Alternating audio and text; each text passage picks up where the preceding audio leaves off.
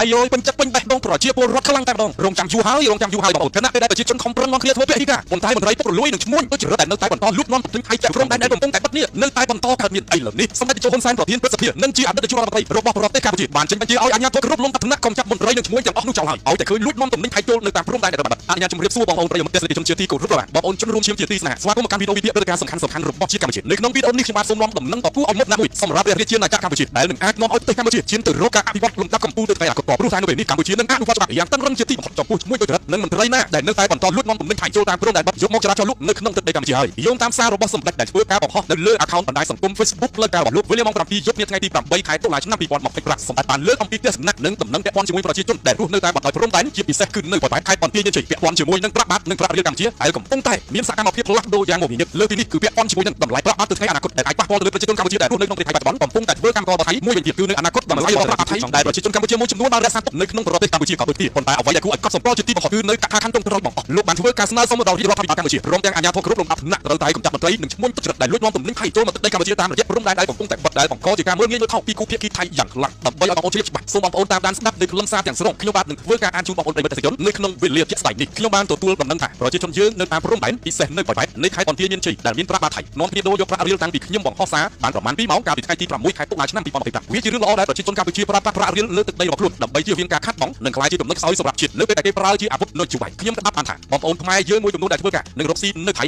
មិនអាចដកប្រាក់ពីធនាគារថៃបានទេនេះបានបង្ហាញថាប្រាក់បាតថៃកំពុងតែសម្លាប់ប្រជាជនខ្មែរដែលធ្វើការនឹងរកស៊ីនៅក្នុងប្រទេសថៃនិងនាពេលខាងមុខប្រាក់បាតថៃនឹងសម្លាប់ប្រជាជនខ្មែរនៅលើទឹកដីកម្ពុជាចំពោះតែប្រជាជនខ្មែរណាដែលបន្តចាយនឹងទុកប្រាក់បាតថៃប៉ុន្តែអ្វីដែលខ្ញុំចង់អំពាវនាវគឺសូមបងប្អូនដែលរកស៊ីដូរប្រាក់សូមមេត្តាដូរប្រាក់តាមតម្លៃទីផ្សារកុំស្វែងរកប្រាក់ចំណេញហួសហេតុតាមរយៈបញ្ចុះតម្លៃប្រាក់បាតដំឡើងថ្លៃប្រាក់រៀលដែលធ្វើឲ្យអ្នកត្រូវការដូរប្រាក់នៅខាងបងខ្ញុំក៏ចង់និយាយទៅកាន់បងប្អូនជនរួមជាតិថាពីពេលនេះតទៅឈប់កំណត់ប្រាក់ឈ្នួលធ្វើការឬតម្លៃទំនិញឬតម្លៃសេវាជាប្រាក់បាតថៃហើយមកកំណត់ជាប្រាក់រៀលឬប្រាក់ដុល្លារវិញនឹងកាន់តែល្អគឺកំណត់ជាប្រាក់រៀលដើម្បីពង្រឹងរូបិយវត្ថុរបស់ជាតិរដ្ឋសម្បត្តិស្រឡាញ់ជាតិត្រូវទុកប្រដាប់ប្រាក់ដែលមានព្រះឆាយាល័ក្ខណ៍ព្រះបិតាជាតិព្រះមាតាជាតិនិងព្រះមហាក្សត្រយើងក្នុងទូក្នុងកាបូបឬក្នុងហោប៉ៅយើងជាជាងទុកព្រះឆាយាល័ក្ខណ៍ព្រះមហាក្សត្រប្រទេសមួយដែលចាត់ទុកយើងជាស្រូវនិងប្រមាថមើលគេជានោះទេខ្ញុំសូមស្នើរាជរដ្ឋាភិបាលនិងអាជ្ញាធរគ្រប់លំដាប់ថ្នាក់កំចាត់ចោលមន្ត្រីនិងឈ្មោះដែលនៅតែបន្តលួចនាំទំនិញថៃចូលក្នុងពេលព្រំដែននៅបិទតែធ្វើឲ្យអ្នកជិតខាងយើងមើលងាយយើងអត់ទំនិញគេមិនបានប្រសិនបើខ្ញុំនៅធ្វើជានាយករដ្ឋមន្ត្រីដូចពេលរបស់ខ្ញុំមិនបាច់និយាយភាសានេះទេគឺចេញបញ្ជាចាប់ខ្លួនឬដកចេញពីមន្ត្រីតែម្ដងប៉ុន្តែសូមកុំគិតថាឆ្មាមិននៅកណ្ដោឡើងរៀបបងប្អូនប្រិយមិត្តទេសជនបងប្អូនជនរួមជាតិជនរួមជាតិទីស្នេហាខ្ញុំគ្រាន់តែអានខ្លឹមសារប្រសាសន៍របស់សម្ដេចខ្ញុំព្រឺក្បាលព្រាបងប្អូនពីព្រោះតែអ្វីដែលខ្ញុំខិតខំព្យាយាមផ្សព្វផ្សាយនិងចែករំលែកពង្រឹងស្មារតីរបស់បងប្អូនប្រជាជនកម្ពុជាជំរុញឲ្យពួកគាត់ធ្វើបេក្ខមិនប្រើប្រាស់ផលិតផលថៃកន្លងមកនេះវាដល់ដំណាក់កាលហើយបងប្អូនដែលប្រជាជនកម្ពុជាទាំងថ្នាក់ដឹកនាំទាំងមន្ត្រីទាំងប្រជាជនគ្រប់លំដាប់ថ្នាក់ទាំងអស់នឹងដើរស្របនៅលើផ្លូវតែមួយដើម្បីឆ្ពោះទៅរកការរីកចម្រើនរបស់កម្ពុជាយ៉ាងពិតប្រាកដវានឹងឆ្លុះបញ្ចាំងអំពីអំណាចនៃផលិតផលរបស់ខ្មែរចាប់ពីថ្ងៃនេះតទៅមុខហើយខ្ញុំពិតជាចង់ណាស់ខ្ញុំចង់ឃើញប្រទេសកម្ពុជាសម្បូរបែបទៅដោយផលិតផលមាននេះគ្រប់គ្រាន់ទាំងបរិមាណនិងគុណភាពដែលអាចបំពេញតម្រូវការរបស់ប្រជាជនយើងនិងការនាំចេញទៅលក់នៅក្រៅប្រទេសឈរជើងលើឆាកអន្តរជាតិប្រកបទៅដោយគុណភាពនិងកិត្តិយសរបស់ប្រជាជនកម្ពុជារបស់ប្រទេសកម្ពុជាទាំងមូលសូមឆ្លៃត្រឹមតែប៉ុណ្ណឹងចុះខ្ញុំសូមបកត្រឡប់ថយក្រោយបន្តិចចំពោះកថាខណ្ឌទី1ទី2និងទី3របស់សម្ដេចដែលលោកបានលើកអំពីបញ្ហានៃការផ្លាស់ប្ដូរប្រាក់បាតរបស់ថៃទៅជាប្រាក់រៀលកម្ពុជាវាពិតណាស់បងប្អូនដែលប្រទេសកម្ពុជាយើងប្រើប្រាស់ប្រាក់រៀលរបស់យើងប្រើប្រាស់រូបិយប័ណ្ណរបស់ជាតិដោយសម្ដេចមានប្រសាសន៍អញ្ចឹងឯងយើងអាចរក្សាសុខភាពហិរញ្ញវត្ថុផងរក្សាសុខភាពនយោបាយផងនិងរក្សាបាននៅតម្លៃរបស់រូបិយវត្ថុរបស់ជាតិយើងផងដែរហើយចំណុចដែលចាក់ដោតជាទីបំផុតនោះគឺរូបព្រះឆាយាល័ក្ខណ៍របស់ព្រះមហាក្សត្រខ្មែរព្រះបិតាជាតិព្រះមាតាជាតិព្រះមហាក្សត្រនៃយើងនេះទើបសមជាកូនខ្មែរទើបសមជាប្រជាជាតិខ្មែរយ៉ាងពិតប្រាកដវាផ្ទុយពីបងប្អូនមួយចំនួនសុខចិត្តយកប្រាក់បាតរបស់ថៃមានរូបព្រះឆាយាល័ក្ខណ៍របស់ថៃយកមកឆ្លាក់ចាយត់ដាក់ក្នុងកាបូបដើម្បីរក្សាសេចក្តីសុខសំណួរចោទសួរថាយើងខ្មែរឬក៏ថៃហើយអ្វីក៏ឲ្យតម្លៃប្រាក់បាតរបស់ថៃខ្លាំងម្ល៉េះប្រពៃណីទាំងអស់នេះនឹងត្រូវបានផ្លាស់ប្ដូរចាប់ពីថ្ងៃនេះតទៅហើយល្មមបានហើយបងប្អូនប្រជាជនយើងខ្ញុំអត់ចង់និយាយរិះគន់បងប្អូនទេប៉ុន្តែសម្រាប់ខ្ញុំធ្លាប់មានបទពិសោធន៍ខ្ញុំធ្វើដំណើរទៅកាន់តំបន់ព្រំដែនមិនថាតែខេត្តកោះកុងខេត្តបន្ទាយមានជ័យពេលដែលខ្ញុំហាមកទិញអ្វីគេតែងតែនិយាយថាប៉ុណ្ណេះបាទប៉ុណ្ណោះបាទកូនក្មេងប៉ុណ្ណាចាស់ចំណាស់ណានិយាយតែប្រាក់បាតពេញមាត់ក៏មិនខ្លះលុយខ្មែរអត់ដូចតែលុយបាតរបស់ថៃបានយកខេត្តអ្វីបានយើងនិយមលុយបាតខ្លាំងម្ល៉េះតើអ្នកមានដឹងដែរទេថាវប្បធម៌អរិយធម៌ជាតិសាសន៍របស់យើងទឹកដីរបស់យើងក៏អាចបាត់បង់ផងដែរប្រសិនបើយើងនៅតែប្រើប្រាស់ចរាចរណ៍ចាយវាយនៅក្រដាស់ប្រាក់របស់ជនបរទេសដែលតាំងយើងជាសត្រូវបែបនេះប្រូមកបងប្អូនដ